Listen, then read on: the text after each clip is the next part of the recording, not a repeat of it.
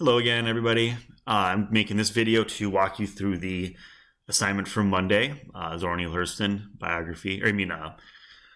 Zora and the Chinaberry Tree, not the biography. So, show you how to get there if you're not sure, which is kind of ironic because if you're watching this video, you know how to get there. So I guess I didn't need to show you this. But anyways, let's see.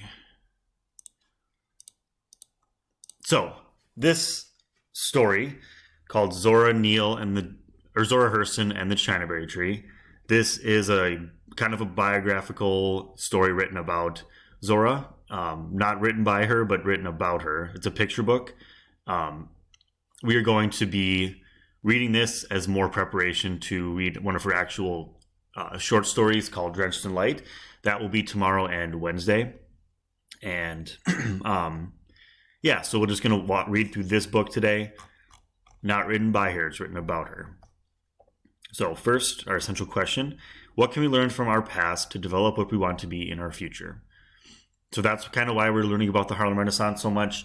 Not just, this is like our past as a country. I know not even if you're not from this country, it's still, you're living here now, and this is kind of seeing how people here changed throughout the last 100 years or so.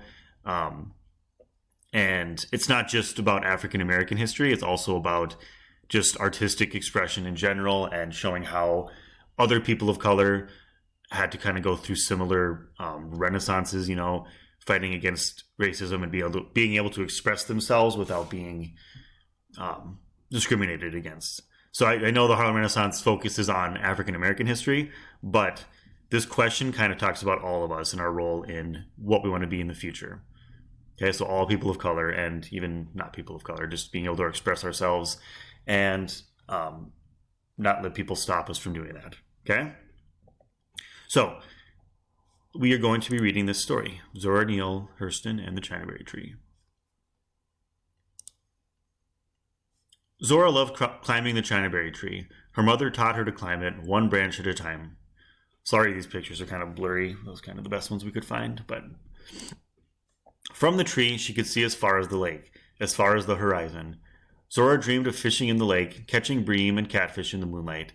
Zora dreamed of seeing the cities beyond the horizon, of living there one day. Okay, so here's your first question. Using context clues. What is the meaning of the word bream in the sentence? Bream. So here it is again. Zora dreamed of fishing in the lake, catching bream and catfish in the moonlight. So answer this question. Bream is blank. What do you think that means? All right, moving on. But only boys fish in the lake. Only men travel to the cities. Zora watched with envy as the wagons rattled down the dusty roads. Here's your question. Circle the word from the story on the right that identifies Zora's feelings in this picture. What does that word mean? Use a one-word synonym or a word that means the same to write out the meaning below. Okay, so you can actually move this circle here. Okay. So which word in these two sentences captures how she's feeling? Look at her. How is she feeling about these other men going to be able to fish and not letting her because she's a girl? Okay, we're going to find a word in here that identifies how she's feeling and then write a word that means the same, or just write out the definition. So for example, if you did traveled, you could circle this one. Oops, not that, sorry. If your word is, this isn't right, but if your word was traveled, you would do that, and then you'd write the word traveled means to move. Okay, that's a synonym or the definition. Hope this makes sense. If it does not, just let me know. All right, so this is, there's no words on the story on this page, but you're going to kind of use your inferencing skills or inferring. We talked about inferring last week, and make up a dialogue between Zora and her father. What do you think they're talking about here? Think back about what we learned about their relationship. You might have to look back at that biography, but it was about how her father didn't think that she should be doing things that the men or boys were doing, or hanging out with non-African American people too, actually, because he was worried about her expressing herself too much and maybe getting in trouble because people were getting discriminated against.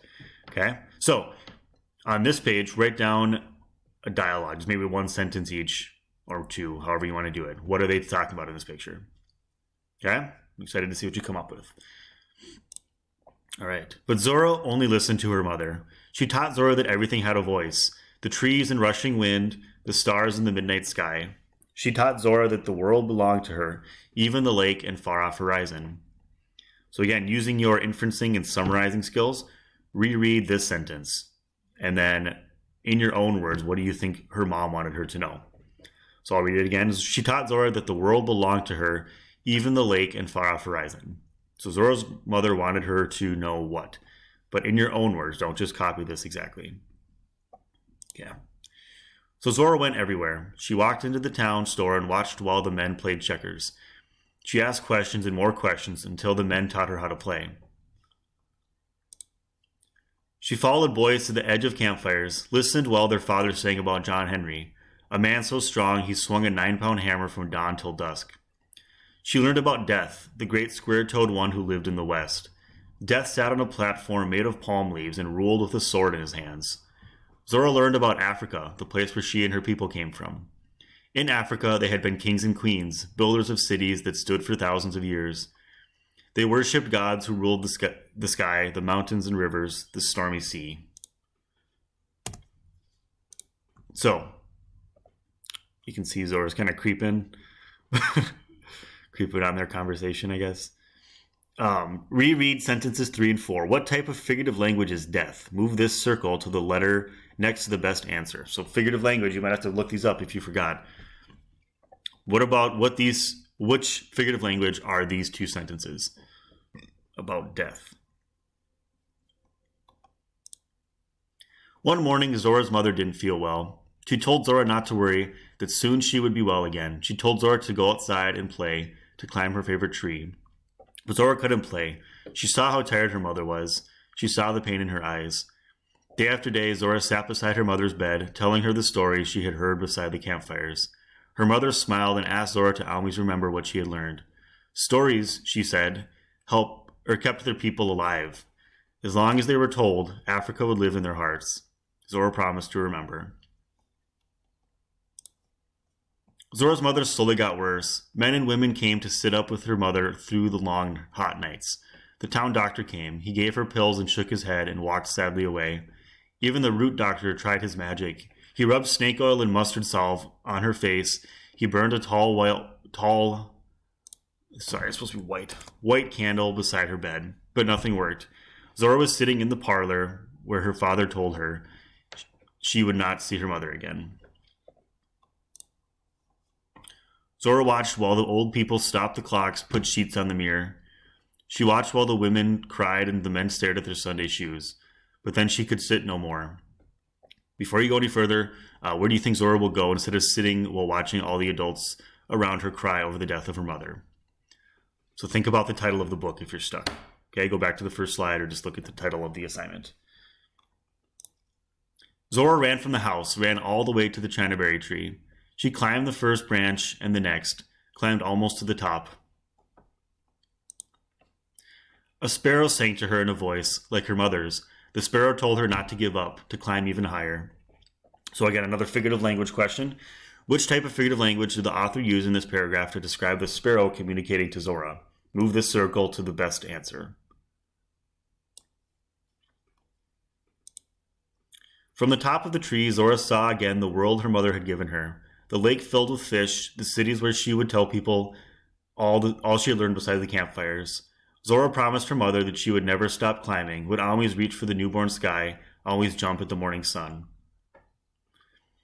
So Zora and the Chinaberry Tree was based on the young life of Zora Neale Hurston. What part of Zora's life did this book help in understanding about her? So we already learned about her life, so which part, what else did you learn from this book? Answer that here. And then was there anything or anyone important to Zora left out in this book that you learned about last week? If you can look back at that or ask me for help if you need. But what was not included in this story that was included in that biography? Okay? All right, and that is the end of the assignment. Let me know if you need anything, if I can help in any way, and I hope this video helped you. I'll talk to you all later. Bye.